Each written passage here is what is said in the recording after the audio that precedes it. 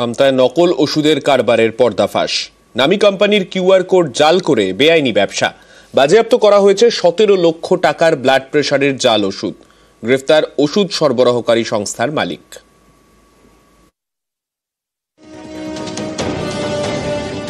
উচ্চ রক্তচাপের সমস্যা এখন ঘরে ঘরে। হুর রিপোর্ট অনুযায়ী বিশ্বে প্রতি 3 জনের মধ্যে একজন প্রাপ্তবয়স্ক উচ্চ রক্তচাপের সমস্যায় ভুগছেন। এই প্রেশারের ওষুধ ঠিকমতো না খেলে প্রাণহানিও ঘটতে পারে। এহেন গুরুত্বপূর্ণ ওষুধের জাল কারবারের পর্দাফাশ হাওড়ার আমতায়।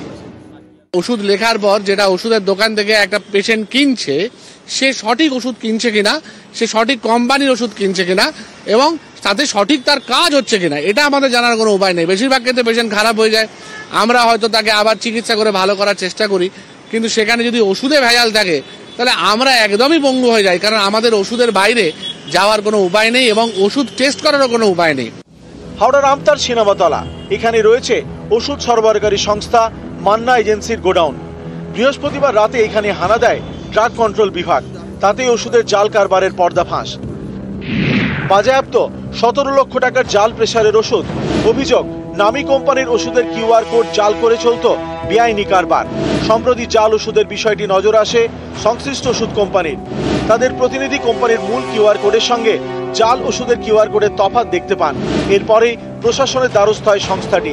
অভিযোগ জানানো হয় ড্রাগ কন্ট্রোল বিভাগে।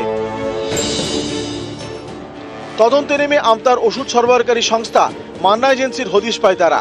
এরপরেই বৃহস্পতিবার রাজ্য ড্রাগ কন্ট্রোল বিভাগের আধিকারিকরা মান্না এজেন্সিতে হানা দেন।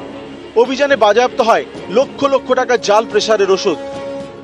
আমি বিলে কিনেছি, বিল দেখিয়ে দিয়েছি, অনলাইন ট্রানজাকশনের মাল না কিউআর কোড আমি ওইসব করতে পারি না কখনো, কারণ আমি কিউআর কোড দেখে নিয়েছি। আমি তো আর স্পেশালিস্ট নয়, অ্যানালাইজার নয়, আমি কি করে বুঝি।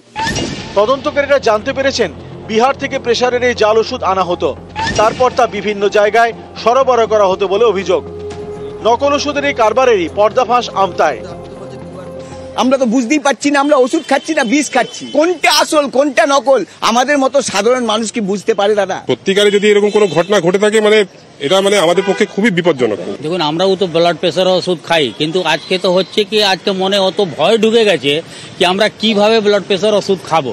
আমরা ওষুধ কিনতে যাই, পয়সা দিয়ে ওষুধ নিয়ে আসে, সেই ওষুধ নিয়ে যেতে এবার রোগ ভালো হবে, এদের জন্য ইমিডিয়েট কোনো একটা ব্যবস্থা নেওয়া হচ্ছে সরকারের।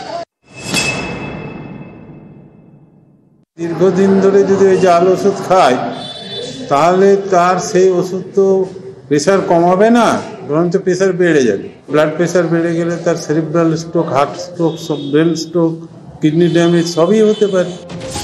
নিউজ 18 বাংলা।